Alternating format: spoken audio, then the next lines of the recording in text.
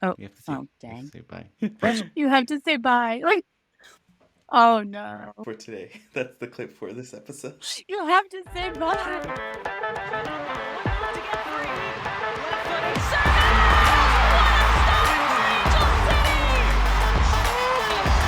comes in. Angel City on the ground. Corner kick presented by Cedar Sinai. Shifty work into the box. And across, it's in! Oh, it's Leroux! It's a dream return!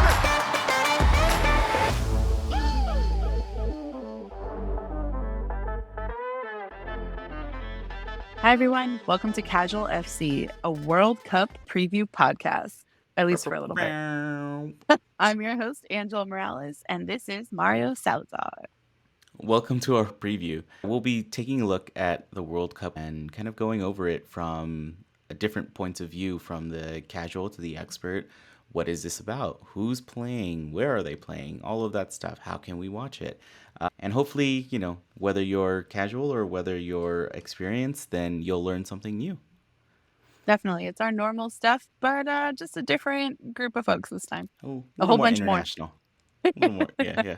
We're going global today. Yeah. So just to kind of start with the big points of everything, this is the Women's World Cup 2023. This is the 9th edition of the tournament, the very first one being in 91. Yes, 91.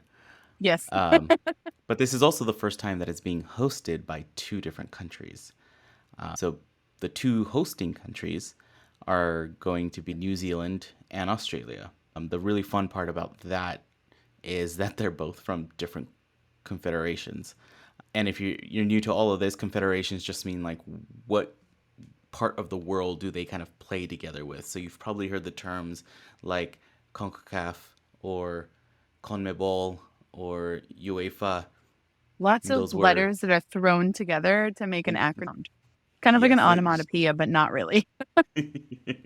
But all of those are the confederations that we play in. So the U.S. plays in CONCACAF, which is North America. It's the U.S., Canada, Mexico, Central America, and the Caribbean. And that's what those letters mean somehow when they get mashed together. I don't think anybody knows something federation. Like, that's it. But yeah, so Australia is actually part of the Oceania Football Confederation. So not only is it interesting that this is the first time two countries are hosting, but they're also from two different, places. Definitely. So that brings us into just kind of the structure, right?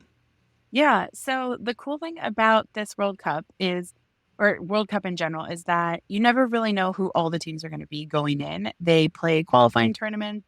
It's very similar to like Olympic qualifying, where you do go through different steps to make it to this final tournament.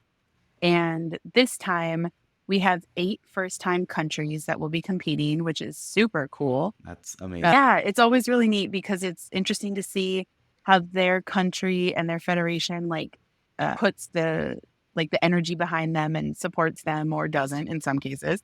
It's especially women's soccer federation and country sport is wild and weird and complicated. We'll get into that. But that's a story for a different episode of this World Cup podcast.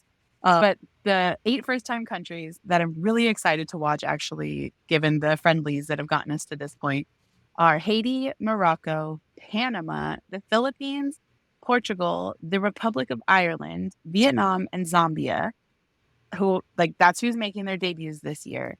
So that's a lot of first times. Yeah, that's 8 different teams. There's 8 groups in the group play section. So each one of them gets their own moment possibly to shine. Overall, there's 32 teams that play in the World Cup. That's the final top echelon of teams.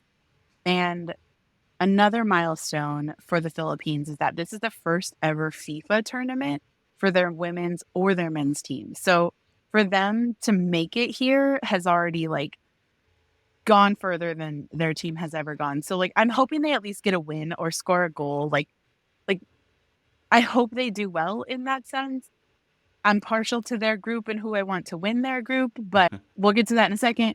Um, so, And but the great thing yeah, about any of these first time teams is that, like you were saying, we see these confederations sometimes just kind of, they're on the rise, so they're kind of pushing them, they're getting them going. yeah, they show And in the out. and in, all these teams, they've got a lot of these teams are professionals, might be playing in Hmm. actual professional leagues in their home countries or abroad. Or some of these players are, kind of made up by a bunch of collegiate players, or Right. A lot of like little known people. Like there's so many stories that come out of the World Cup from smaller countries and smaller federations. And that's what makes it so exciting is that any one of these teams, whether it's the four-time champion US women's national team or a brand new like on the rise team like Ireland or Zambia coming in, anyone can make a run at any given time. It's almost as chaotic as the NWSL. Anything can happen. and not only that, but for a lot of the times, this takes place somewhere else in the world. The Yeah, U.S. so is it's not the always an center of the adventure. planet, so we get to enjoy weird times Yeah, for broadcast they schedules. So the we'll broadcast go over schedules those are too. bonkers. All right, so as Mario mentioned earlier, this is being hosted by Australia and New Zealand, so that's where the games will be played. So anyone here in the US, we are going to convert the times for you. No one needs to math because the math be math and no one wants that. So who is in these groups? Here's a little breakdown of each group and which countries are playing in that group. So group A, we have New Zealand, Norway, Philippines, and Switzerland. If you have paid attention to Angel City lately, you'll know why I'm a little partial to who I want to win this group. But like I said, we'll get to that on a different episode. And Group and B, not only who we're partial to, but also because it would be the first time that yes, they yes, would. And they would hey, do. we're talking about New Zealand here. It's Captain Ali Riley's home team. Yep. Alrighty. So Group B is co-host Australia, the Republic of Ireland, Nigeria, the Lady Falcons, and Canada. That group is going to be one to watch. That's just Yeah. going to be bonkers. Gonna The be insane. Matildas from Australia, and Sam. I don't know if the Irish have a nickname, but We'll again, more find on out that later. eventually. Yes. As soon as there's a name, the broadcasters will Oh yeah, use we it to will death. know. So Group C are the Spanish, Costa Ricans, Zambians. I'm not sure if it's a long or a short A. Zambia. So one, okay, I don't know. They just beat Germany in their friendly, it's like their send off game. So I'm pumped for them. And Japan with our queen June Endo. Group D is England, Haiti, Denmark, and China. That should also be an interesting group to watch. There's a lot of possible outcomes from that whole group. Group E is the USA, Vietnam, Woo. Netherlands, and I am probably And the most patriotic during the World Cup and the Olympics. So here we go. here we go. And cool and thing is that in our group, we are the favorites going into the entire tournament, which is great. And we'll And talk in defending depth about champions. we'll talk in depth about all of that. But in our group, we ended up getting two debutantes, two first timers to Right. the whole Yeah. tournament. So I they've genuinely got kind their of feel bad about that. they've got their work cut out for them. But like we said, anything can happen. Anything can happen. All right. In Group F, we have France, Jamaica, Brazil, and Panama. In Group G, we have Sweden, South Africa, Italy, and Argentina. And finally, in Group H, Germany, Morocco, Colombia, and South Korea. Okay, so we just gave you a bunch of names, a bunch of groups. There's 8 groups, 4 teams each in every single one. Now, if that just seems like a lot, I would encourage you to go to, the FIFA.com website and go to the Women's World Cup. And, you can see it in a nice kind of visual package where it's like, Group A, Group B, and little boxes. Yeah, And makes it it a helps lot. your brain Yeah. compartmentalize a little bit and make it a Exactly. little bit more digestible. And you'll see the flags, learn some new flags if you need to. I know I did. Every World Cup, we learn another flag. Yeah. So how do the groups play into the larger kind of, format of this World Cup? Everybody got drawn into their groups. And what that means is that in the first stages, so the first 2 weeks, I think it's 2.5 weeks I think so. of the tournament, you will only play the teams in your group who you got randomly selected with. So, for instance, in Group A, where we said New Zealand, Norway, the Philippines, and Switzerland, New Zealand will play one match against each of the other three teams on there. Now, and as you play, you get your normal soccer points. You can get your 3 points for the win, your 1 point for a tie, and 0 points if you lose. The top two teams in every single one of these groups will move out of the group stages and get placed into a more traditional playoff bracket that you're familiar with, like We're the used to. March Yeah. Madness type knockout single elimination. It's basically like we go from 8 different little challenge cups to a March Madness bracket. Each challenge cup is its own little section to get into the bracket. Exactly. So we're gonna hit that, and then that's really madness is going to ensue come that last game of each stage, Yeah. because Yeah. everybody's gonna be Unless it's like fighting. a blowout. Yeah, everybody's gonna be fighting for that single point, every single point they can. Then we get into the groups, and it's single elimination. So And what does that so mean? The games, like, can they still tie in the knockout round? I'm guessing no. no ties in the knockout. There's going to be a winner in each one of these knockout rounds. It's win or lose. Winners keep going. Losers pack up and go home. Or, they'll hang around and maybe watch the rest of it. It's a long flight. Yeah, could be either, could be both. We'll find out as it goes around. Now, if the games are tied by the end of regulation, by the end of the 90 minutes, they will play an extra 30 minutes of overtime, which is 2 15-minute halves. If there are no winners by the end of that, then we'll go into penalties. So we can get penalties as soon as the knockout rounds. Like, it's not like just a thing for the finals. Yep. It's stressful. It is. It's mega stressful. But it's also so much fun. because there's so much pressure on those that Yeah. things can go wrong. Like Things can go wrong. penalties are Yeah. usually the thing that's almost a guarantee. It's not ever a guarantee, but it's pretty close to it, right? Like you Yeah. have the kicker has the advantage, Absolutely. but the pressure of that world stage Yeah. is Especially is for some of these newer teams. It's heavy and it's loud. And every game, basically at any point of this tournament, any game feels like a championship game because for so many of these teams, it is. This is the And- furthest they've ever gotten. They're trying to trying to get their team further than they did last time. and And if then they're you have getting teams like, yeah, if you're just getting to the wild. penalty, 120 minutes of At least. soccer. That's without stoppage time. Exactly. So I was going to mention that when I say 30 minutes of overtime or of extra time, that's not to be confused with what we more commonly call stoppage time, which is, any kind of time wasted during the first half or the second half of the 45 minutes. There's always Right. an added 1 to 5 1 minutes. to 6 usually minutes. Sometimes We've- there's 10. We've seen, I think in the last World Cup for the men's, we got some crazy 12, 14, 15 It was minute insane.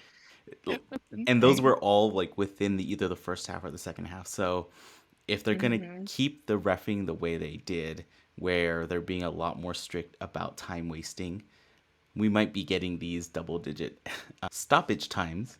Then we'll get into extra time if we Yeah, let's Yeah. hope these games are for the players, honestly. Let's hope that they're relatively standard time because once you get into overtime, extra time and stoppage time and all these extra things, you don't have legs left. And a lot of times what you'll see is teams that go into overtime in the first couple rounds of the bracket, they don't make it past that next round because they're exhausted.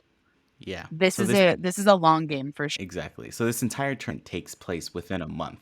So like we were saying, 2.5 weeks is just that group stages, and then you've got that last 2 weeks ish of the knockouts. So games happen fairly frequently. There's probably about a day or two rest in between.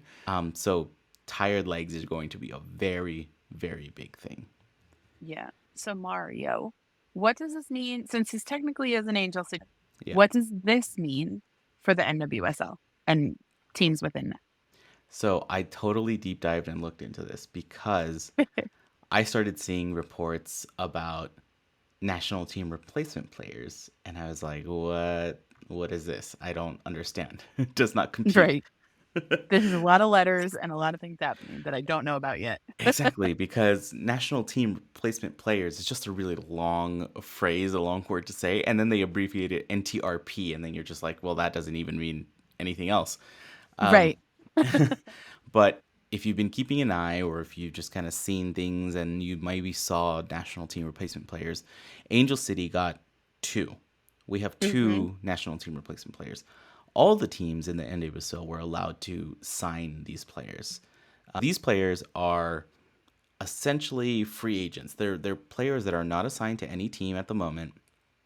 Any team that has national players going on duty for whatever country they're going to is allowed to sign these replacement players. But there is a window when they can be signed and when they're allowed to play.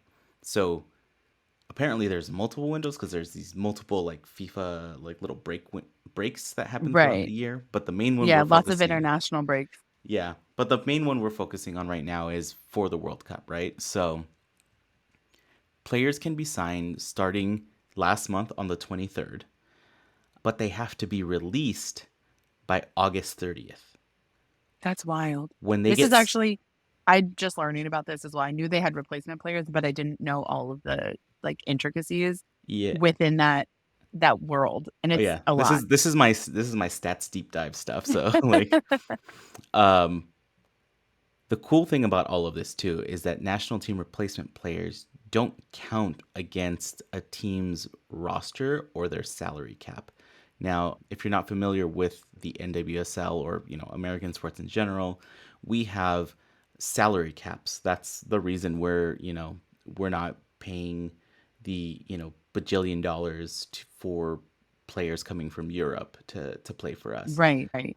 It's a way of creating parity throughout the league. It's a way for everybody to be kind of on the same playing level. If you're smarter with your money and find better players for the amount of money that you have, you'll go farther. But it basically means that you can't blame your team's performance on the money that was spent. Like, oh, if we had more money, we could have gotten better players. It's like, no, the other teams had the exact same amount of money. Right, Or right. roughly the same amount of money. I know there's a whole bunch of loopy, weird rules about all of that I don't understand, so I'm not even going to get into those. But these national team replacement players don't count against the roster or the salary cap during this period. So during June 23rd through August 30th. That's wild. Now, It's super cool, yeah. but it's like that's a big deal. And I mean, the NWSL this year is taking a break for the World Cup. So Angel City just played their last regular season home game before the break this weekend, which we won. Woo! Yay! But we won't have our next regular season matchup won't be till August 19th. So it's a while before we get back to that. Now, we do have a Challenge Cup game at the end of this month.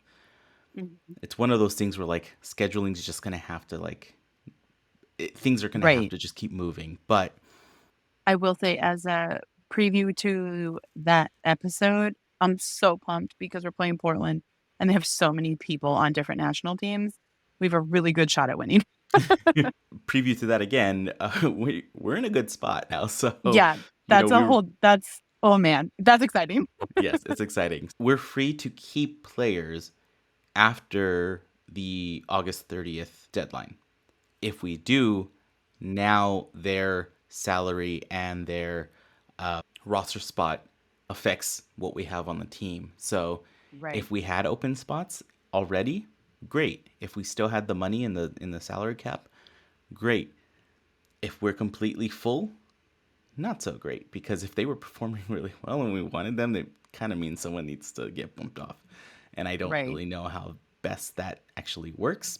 We'll see if the two players that Angel City signed, stick with us after that. They'll at least get to play during that Challenge Cup match. Totally. Yeah, and they've actually already started making a pretty big impact. Kelsey Hill, who's one of the players that we signed as a NTRP, has actually been with the team since the preseason, practicing, training, like, being involved in the system. So she has a really good knowledge of what we're doing, what the goals are, that kind of thing. We also signed Elizabeth Eddy, who is a veteran of the league. She was on Houston as recently as last year and then wasn't re-signed. I'm not sure why. I just generally don't have a lot of information on her in my brain. But she's great. She's come in the last couple games, made a huge impact. So it's really going to be interesting to see how JJ and Alyssa Thompson coming back home is going to impact Chelsea and Elizabeth Eddy's role on the team. Yeah. If it does, there's a lot. If it And does that goes at for all. every team. Yeah, like if it impacts their role, I'm not sure what our salary cap space is, what our roster space is, because that's kind of not really as publicized as a lot of other sports leagues. Yeah. And the Yeah, thing in the is that it might NWSL, not. it's The thing is that it might different. not even it might not be a factor of affecting JJ or Alyssa's positions or anything like that. It might be a Right, factor of affecting someone else on the team to make room. right. But Like someone again, who's on the cusp. yeah. Yeah. So we'll cross that bridge on the 30th when we get there. Yeah. We'll cross that bridge, definitely. So that's really what we've got for you for the World Cup. I know there's a lot of other places that probably go in a deep dive, but really we wanted to give you the kind of overview, the Yeah, the quick quick and bites, the dirty. cliff notes, right? Quick and dirty, and Yeah. perfect podcast to go ahead and share with your friends and let them kind of get the basics of what you're about to drag them into and watch games in the middle of the night. That's what it is. I mentioned this in a couple episodes ago. My friend Emily is who dragged me slightly unwillingly into the 2015 World Cup. And there was no turning back after that point. Have fun, stay up late, get up early, set your alarm for 4 a.m. to watch a game at 4:30. Like it's worth it every time because you're going to watch world-class athletes ball out on the pitch and just have a damn good time. Yeah. It's a lot of soccer. Some people will be so irritated that you're going to be talking about for the next month and a half is the World Cup. That's whatever. Let them hate. Have fun, enjoy it, get involved with it, talk about it. Like I've said a million times before, just talk about women's sports in a positive light. Like please spread the Yeah. word. Tell people No. that they're great. It's awesome. And my office a couple years ago, well, pre-COVID, we used to actually turn on the TVs in our conference rooms to have the World Cup playing. So maybe I'll get my office to do that again. Do That it. Do it. well, then again, thinking about that now, the games are either like in the evening or really early in the morning. So I don't know if that's There's gonna some that happen. are like at 11 a.m. There's some There, at like later mornings. So you might yeah, get some of them. yeah. So with all that being said, is going to be at 6 o'clock Pacific time. So we're gonna PM. PM. So we're gonna Prime time viewing. you're gonna be able to watch that at home. Have an early dinner, and we'll be cheering on our four-time U.S. Women's World Cup 4 champions. stars. It's a drive for 5, everyone. I Yep. could go on for hours about how. And we will in the U.S. Yes, we will. episode. So how to watch all of this? Really, if you take a look at our Instagram this weekend after the match that we won, again, just got to say that one more time, I posted up a bunch of images on the Instagram stories, which I apologize for anybody who was actually following us at the time and got spammed with a bunch of stuff. But really, what it was is that I broke down the schedule for every day of the group stages and did all the math for you. You're welcome. So all the time, all the times have They're been all adjusted. in our highlights. Oh, Yeah. yeah. They're in our highlights, so you can go watch them. All the times have been adjusted for Pacific time. So they're all ready and set. You don't have to think about, okay, this 3 o'clock Eastern time. What does that mean? You don't got to do the mental math. It'll be right Yep. there. Go ahead and take a look at them, save them, take screenshots, share them with friends. Get ready for all those games. And yeah, watch the U.S. women, but also watch, Watch everybody else. watch everybody else. Yeah. It's going to be exciting, and this is the world's biggest stage for this. Everybody is going to show up and show out, so it's going to be amazing. Just sporting and just amazing soccer, football, just everything. Absolutely. Angel City is actually hosting 2 different watch parties that are going to start at 11 p.m. Wednesday the 19th at 33 Taps, both in Culver City and Silver Lake. So if you want to stay up all night with your favorite Angel City supporters, go ahead, go have fun. The game starts at midnight, and you'll get to see our captain, Ellie Riley, play and lead her team. She's the captain for New Zealand as well. Kick off the World Cup in her home country, and it's so cool. They will be broadcast on Fox, who is the official broadcaster for the English language broadcast in the United States. So it's all the Fox networks, Fox FS1, foxsports.com, the app, any streaming that carries Fox, YouTube TV, Fubo, Sling, like all the places that Fox exists. You can catch the English broadcast there. Yeah. Unfortunately, with all of that Fox access is you do need a TV subscription to be able to Right. watch some of the streaming stuff. So but because it's on Fox, it means it'll be at every single bar. So Yes. you can go So ahead as and we've watch said them. before, if you're at a bar somewhere late and you know there's a game on, get them to turn it on if they don't have it already on. It's an international tournament. There's no reason why it shouldn't be on because they're already paying for the channels. Get in their face about it. Yeah. Telemundo is the official broadcaster for the Spanish language broadcasts in the U.S. Matches will be on both the Telemundo and Universo channels, and they'll all be streaming in Spanish on Peacock as well. Here's the crazy thing. For some reason, Telemundo broadcasts rarely fail. I might be jinxing it. I don't think so. And I think it's because soccer is so beloved in Spanish-speaking countries that they know that if their broadcasts go out, good luck. There will be a riot. They'll never get it again. Yeah, they'll never have, Telemundo will never show soccer again. So I do suggest, even if you speak English primarily, you don't speak a lick of Spanish, it's totally fine. You will still understand what's going on. Spanish language broadcasts are so emphatic and fun, and It's more passionate. Yes, it's not as analytical as it is very smart and very educated about the game, but it's not as stuffy analytical as US broadcasts can be when it comes to sports. It's way more emotional, and the broadcasters are having fun. These are their home countries that are competing as well, so you get the love of the game from local reporters. It's so great. So if it's your first rodeo, make sure you know how and where to stream and watch Telemundo, because you might as well just tune in at least once to get the experience. Just do it. It's great. The really cool thing about this too is that Telemundo has introduced their World Cup 2023 broadcast team, and the best part is that it's anchored by the largest female team of commentators in a Spanish language media history.